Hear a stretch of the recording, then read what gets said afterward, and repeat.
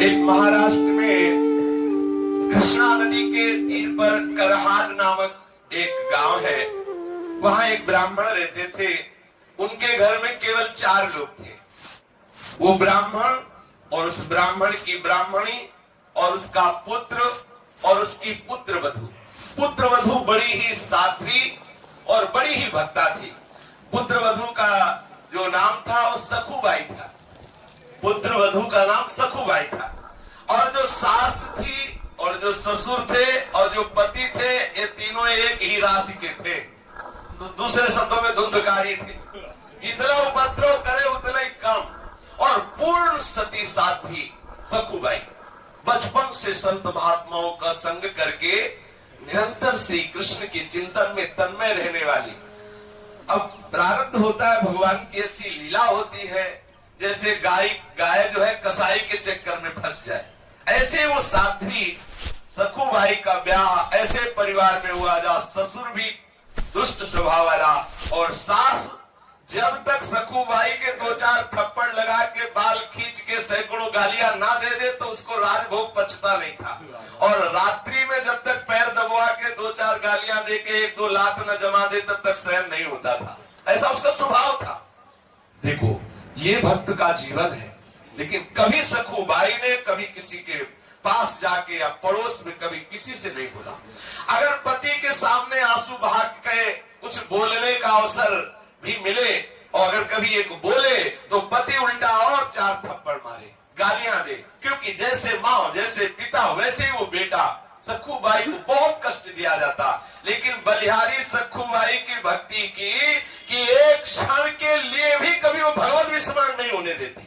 ये देखो, और कभी ये नहीं कि सास से द्वेष करे, पति से द्वेष करे या ससुर से द्वेष करे, कभी ऐसा नहीं। जो उपासक प्रेम रस को प्राप्त करना चाहता है, भगवत साक्षात्कार करना चाहता है, इन भक्तों से शिक्षा ले। उसी घर में रह के और सब कार्य, ससुर स्नान करेगा तो पानी सखुबाई को भरना है, उसके कपड़े सखुबाई को धोने हैं, सास के कपड़े धोने हैं, पति के कपड़े धोने हैं, सबको भोजन बनाना, सबके बर्तन में, और बाद में जो जूठन बचे वो खाने को देना। और जब सखुबाई भगवत स्मरण करते हुए प्रसाद पावे तो सासू बैठ के जैसे लोरिया सुनाई जैसे गालियां सुनावे। सोचो कैसा जीवन उस महान भक्ता का, कितना क्लेश में जीवन। पर कभी कठोर वचन भी उसने सास से नहीं बोली, कभी भी कठोर वचन नहीं बोली। ये बड़े आश्चर्य की बात। बोलो, अपने 1 घंटे कोई ऐसे रहने को मिले तो क्या लगेगा? प्रभु से शिकायत करने लगेंगे कि आप क्यों भक्ति करते हैं, कैसे लोगों के बीच में पूरा जीवन वही निर्वाह करना, रात दिन, और उनकी सेवा करनी, पिटना है, गालियां खानी, फिर भी उनसे कठोर वचन नहीं और प्रभु से कोई शिकायत नहीं। धन्य है ऐसी भक्ति को। प्रभु की रुचि समझकर, प्रभु की इच्छा समझकर अपने प्रीतम को सुख पहुंचाने के लिए सखुबाई पूरे परिवार का सेवन करती, पूरे परिवार की सेवा करती। वो अधिक दुष्टा, अभिमानी, कुटिला, कठोर हृदया जो सास है, ऐसी परम भागवत, परम दयालु श्री सखुबाई को प्रति क्षण क्लेश दे रही है।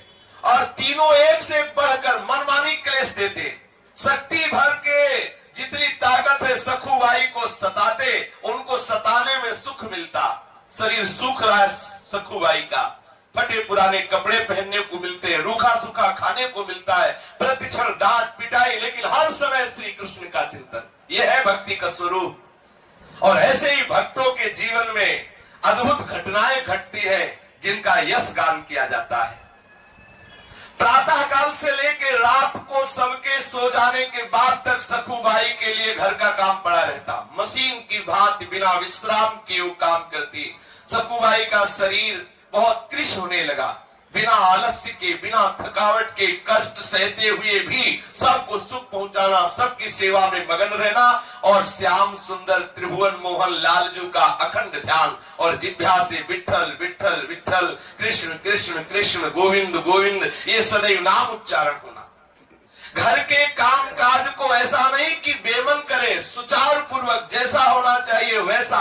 और दिन में 10-20 बार सखू को उसके माँ और उसके पति गालियां देते, पीटते।